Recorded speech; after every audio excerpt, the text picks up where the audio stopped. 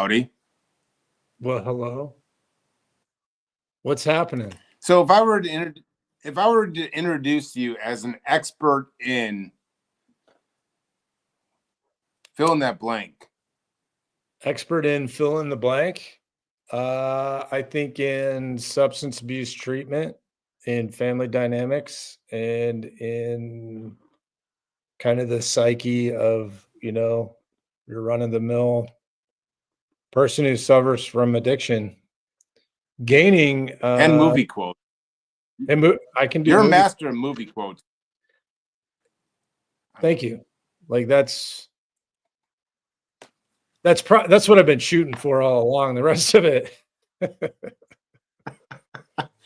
because truth be told, we just got off of spending some time together, and I don't think that there was a conversation that you were included in where you didn't break out a movie quote. Well, I love it. Is this a new thing for you? No, it's been something that has been part of my repertoire, my tight 10. I don't know. I'm an extemporaneous guy. Like I don't tell set jokes very well, but you throw a movie line in at the right place and everybody I think it brings people together. I think it's a unifying feature. It's connection, it's relationship. It's good stuff.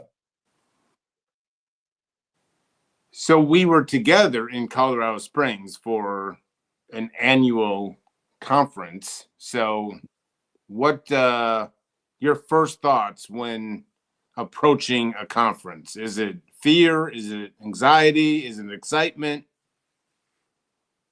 I think it's not fear necessarily, certainly some anxiety.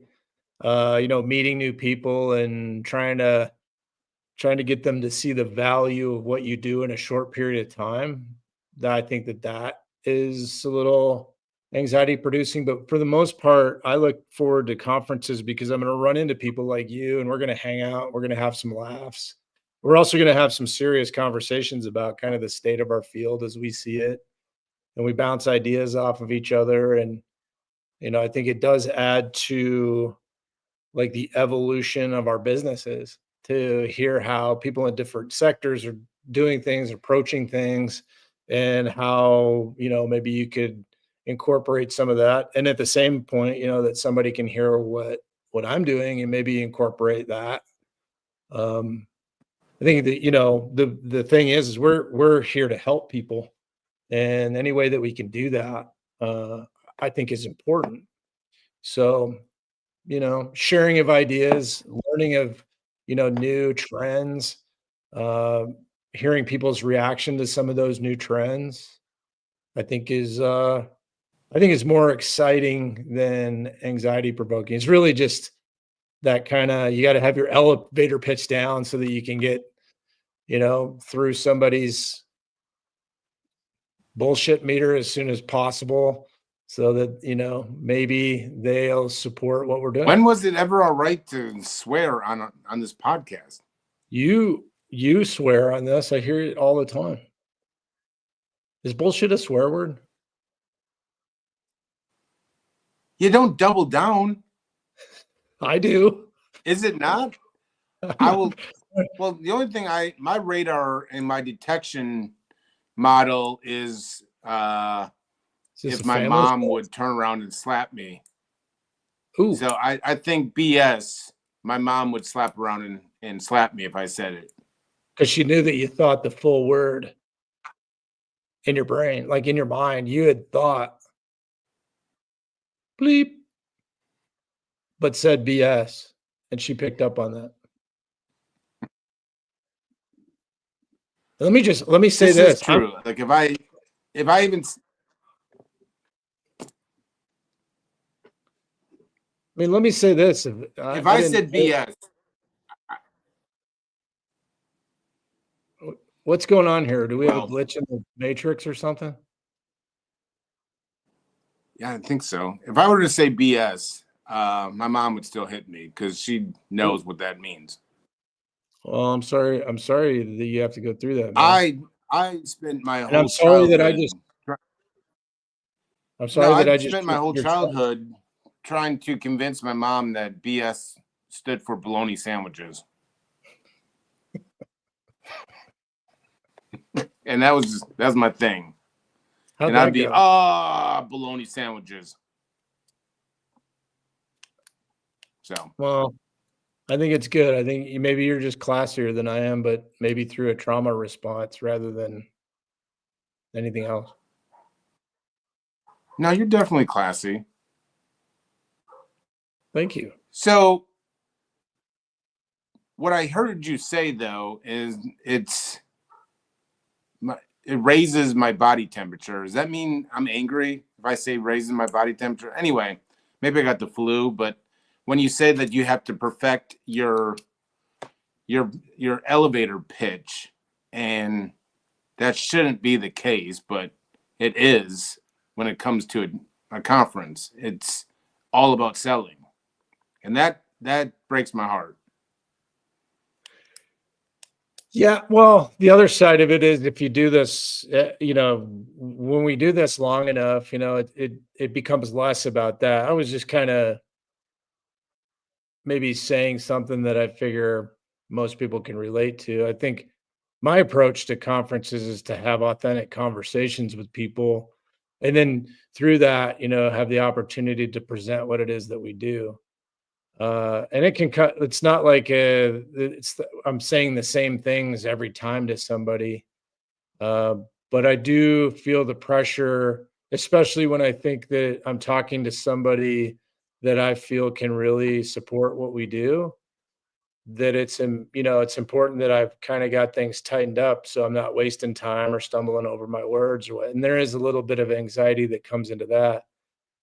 Then again, both you and I have been doing this a long time, and you know, I'm at the point now where it's like, well, if it didn't work, then we'll try again the next time that we see each other, or I'll follow up with a phone call. Hey, didn't seem to go that well. Let me see if I can restate some of these things. Maybe get a little bit plus you're up against, you're standing in a hallway or a big convention center and you're trying to have an authentic conversation and 25 people are walking by and some are friends and they're kind of poking at you and trying to make you laugh or whatever the case may be. People are coming up and interrupting the conversation. And so actually, a lot of times when I go to a conference, I'm just trying to be able to get enough of a relationship with permission to set up a Zoom call or a phone call later to talk more specifically about what we do. Because So I can't describe what we do in a 15, 20-minute conversation. I don't think that's fair to all the folks that work for us, to reduce their what do jobs you to. think you guys do?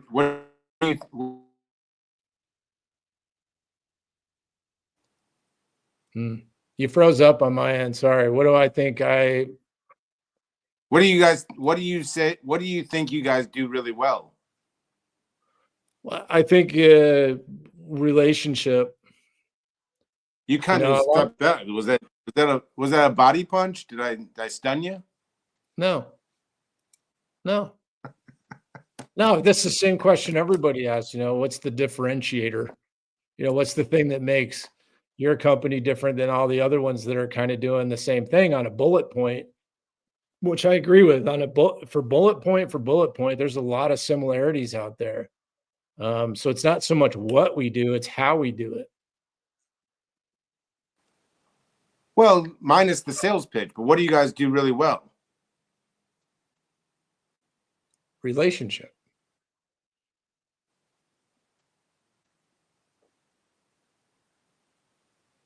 with? You kind of keep freezing with our clients, man. Like I think all anyone wants to feel is that they're heard, that they're safe, that they have that they have support in and someone to challenge what they're thinking, but in a way that they can trust. And you think that gets overshadowed by other people's brochures?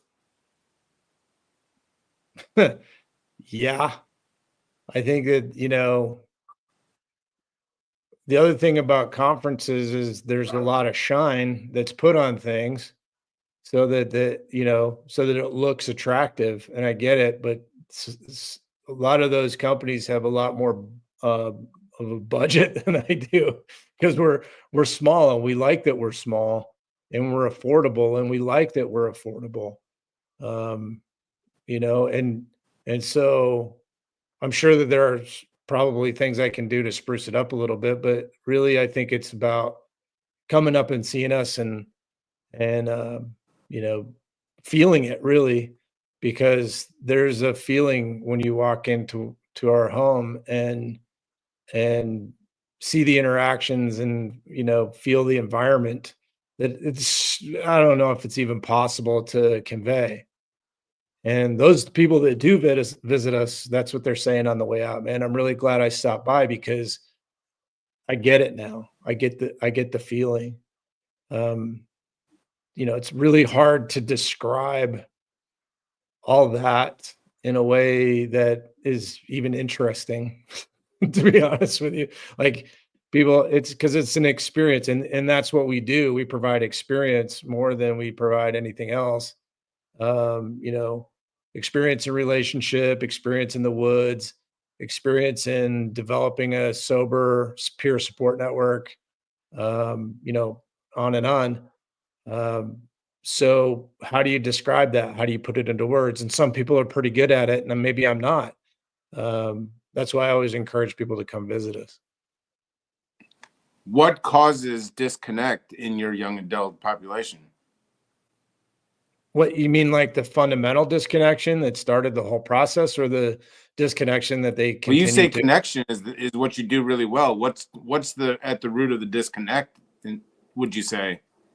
The root of the disconnect, I mean, I think could be many things. I mean, like in my own personal experience, let's start there, is a disconnection from who I really thought I was supposed to be as a person. So my behaviors, my actions, some of my thoughts were so disconnected from what I really believed about myself and where I was supposed to be and which direction I was headed, that kind of, well, it didn't kind of, it helped me accept help early in life, at 23 years old. Um, and that's the relation that I have to a lot of guys that come to us, because they may be labeled as like borderline personality disorder. That seems to be coming up quite a bit now, or antisocial or what have you. But my experience overwhelmingly is that when you start to talk to people, they'll get to the point where they're saying, man, I just don't know who I am anymore. This is not what I started out to be, but that's how things ended up. So they're disconnected with themselves Well, first, and then their families right after that, you know? They're disconnected from the future that they thought that they had, or that was planned for them or that they planned. Just are disconnected from kinda life, relationships with others, and everybody, in their life has somehow become an object for them to manipulate. And deep down, people know that. Whether they can put words on it or not, I think is another thing, but, um, you know, and I think that that's where recovery starts, is just kind of an admission of like, "Hey, man, it's not just the substance use, it's that I've become something so far different from who I really think I am, and I wanna rediscover that, and I wanna take that to the next level," and that's what we encourage them to do. So it's connecting, um, first per with their peers, and then secondly with the staff, and then thirdly with a community. so you mentioned authentic communication or communicate authentically, or you may have mismatched whatever the words are, but what would you say? Because I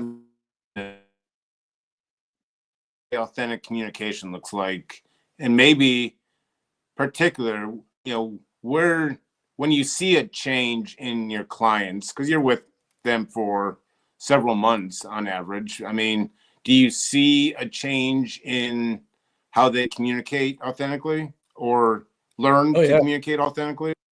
Yeah, of course. That's a lot of the work that we do, is that like, how do we communicate with each other in a way that gets our point across, confronts an issue, but also includes the other person's growth in that. I think the old school of we need to confront this, usually that's a one-sided thing. There's a right and a wrong. Um, I think as I've evolved, the communication is more of a both and instead of a, you know, my way or the highway. Like you can have an opinion here too. It may not be healthy for you or the people around you, and that's what we need to talk about. And hold up a mirror in such a way as that people can see it rather than, in an attempt to like shatter their spirit, break them down to build them up again. The truth of it is, and I think you and I have talked about this, is like we're shattered anyways. So we need to recognize that and then begin to do the work to get better from it.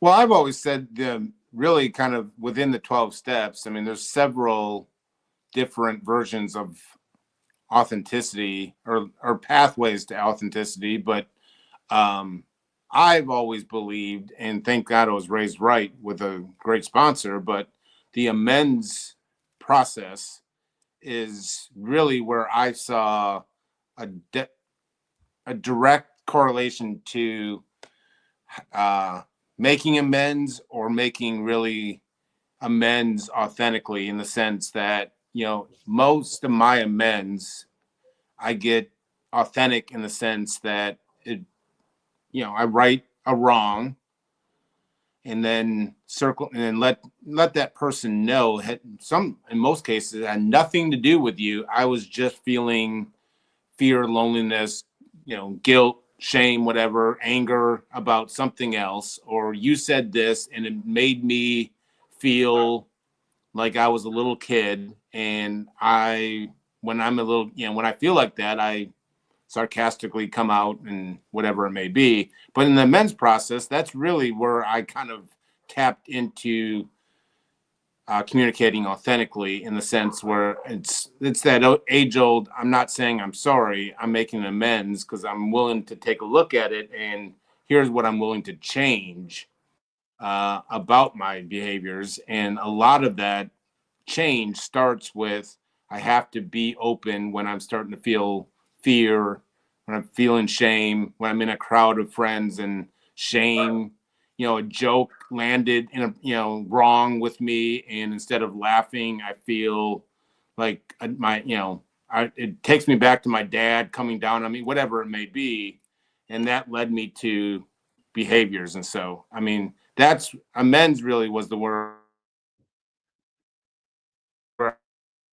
authentic kind of communication. Yeah. So, Yeah, I think that's where it really like the outward action really starts.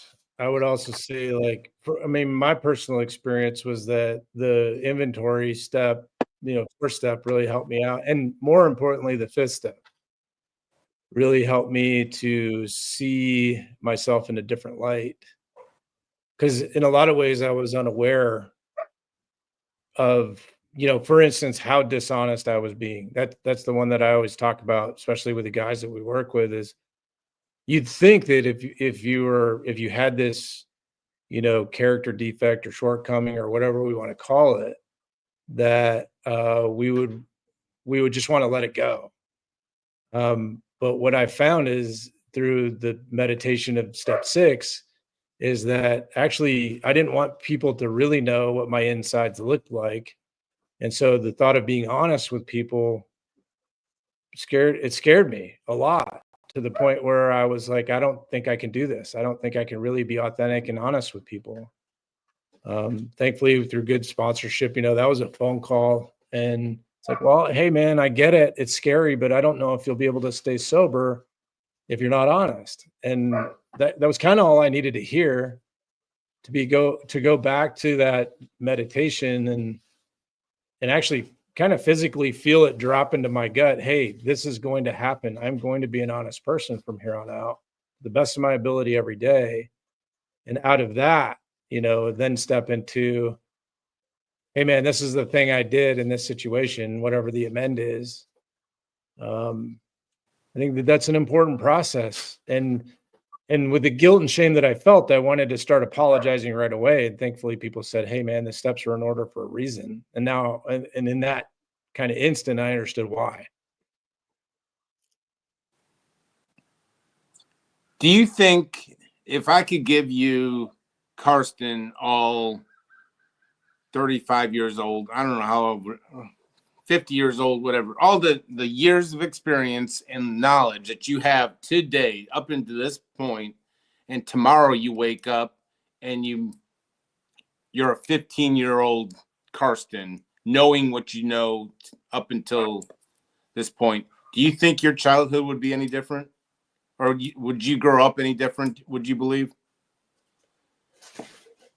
I know it sounds cliche, but I don't know that I'd want that to happen.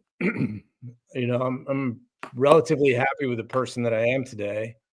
And it's all because of the way I acted when I was 15 specifically. It's interesting that you picked that age. Like I can't swear anymore. I So didn't know that. I was a complete jerk pants. Hey, can we push Hey, pause? my mom watches this show. Can we push pause just for a second? Okay. Yeah. I mean, there's literally no pause button, but sorry, bud. I don't know if it's coming through, but my dogs are barking right here, and kind of hard for me. oh to yeah, it's coming through. Is it? Are we back on? Yeah. Well, no. So the other problem is that my daughter has a class right now, and I guess it's causing problems with her Wi-Fi. Like her class is skipping around. We are. Well, we got too. enough content. Did we? All right. Let's call it, and then we'll do it next week. Okay. Can we do Tuesday mornings like what we were doing?